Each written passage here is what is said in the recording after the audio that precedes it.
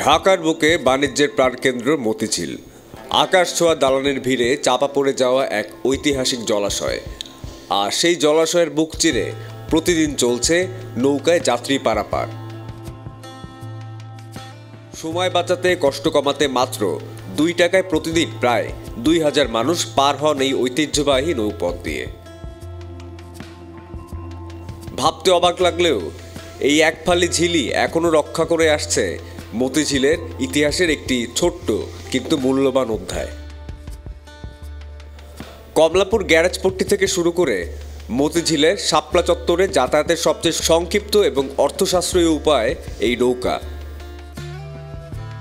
এই পথের দূরত্ব মাত্র 60 থেকে 70 গজ, সময় লাগে মাত্র 3 থেকে 4 মিনিট।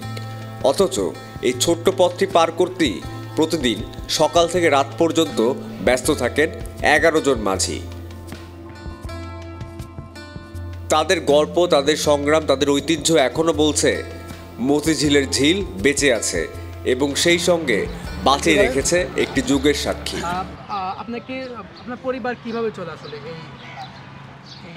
এখন তো বর্তমানে আমারটা আমি চলতেছি এটা দিয়ে, পোলার চাকরি করে, আর চাকরি করে আপনি সংসার চালান এই টাকা দিয়ে? হ্যাঁ। প্রতিদিন আসলে কত মানুষ যাতায়াত করে ওটা হিসাব করে পারুন না।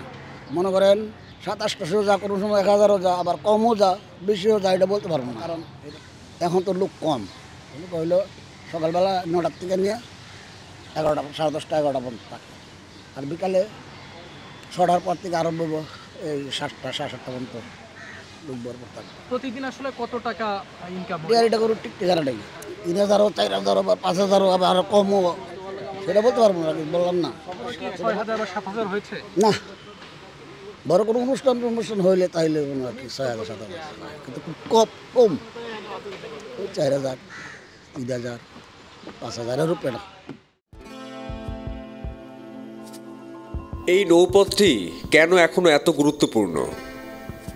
কারণ শাপলা চত্বর থেকে দক্ষিণ কমলাপুর, মানিকনগর, মুগদাপাড়া কিংবা গোপীবাগ যেতে হলে সড়ক পথে ঘুরপথ ধরতে হয়।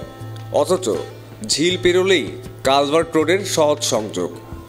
আর যারা মতিঝিলের বাণিজ্যিক এলাকায় কাজ করেন তাদের কাছে এই পথের কোনো বিকল্প নেই। কিন্তু এই ঝিলের ইতিহাস কি?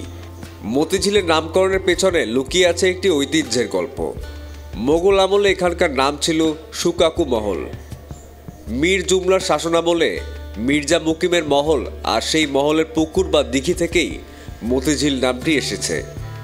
জনশ্রুতি বলে মির্জা মুকিমের মানসিক ভারসাম্যহীন কন্যা প্রতিদিন একটি করে অলংকার এই দিঘিতে ফেলতেন। সেই মতির গল্প থেকেই মতিঝিলের জন্ম।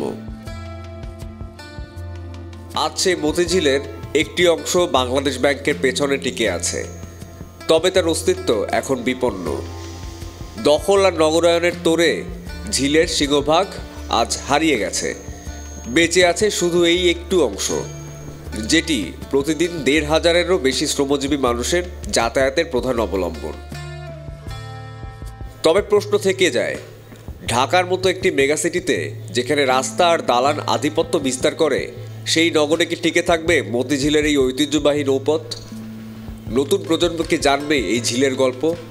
জানবে কি যে একসময় মতিঝিল ছিল শুধু একটি দিঘির নাম, যে দিঘি ঢাকার ইতিহাসের সঙ্গে জুড়ে ছিল মুঘলদের গল্পের সাথে। শ্রমজীবী মানুষের সংগ্রাম আর সাদাসিধে জীবনযাপনের প্রতিচ্ছবি যেন এই মতিঝিল। এই যে মানুষ আসলে যাতায়াত করে, মানুষ আসলে আপনাদেরকে উৎসাহ দেয় কিনা? অবশ্যই। আর মানুষগুলো এখন তো কিছু না, এই যেগুলো আমার সঙ্গে আসে সবাই লোক আপনার পরিচয় না, বন্ধু খাতির না, সবাই লোকই সবাই তাইলে ভালো মন্দ জিজ্ঞাসা করে, আমরা জিজ্ঞাসা করি, সালাম আল দিব, দেখেন না সালাম আল দিই, আমরা সালাম আল দিই। কারণ পুরুষে থাকবো না, ব্যবহারটি থাকবো। মতিঝিলের ঝিল এটি শুধু জল নয়, এটি ঢাকা শহরের বুকের এক টুকরো আত্মা। মতিঝিলের এই ঐতিহ্য আর কতদিন বাঁচবে তা হয়তো সময়ই বলবে। তো এই ছিল আমাদের আজকের প্রতিবেদন। আরও আপডেট জানতে আমাদের সাথেই থাকুন। Desk report, change TV digital.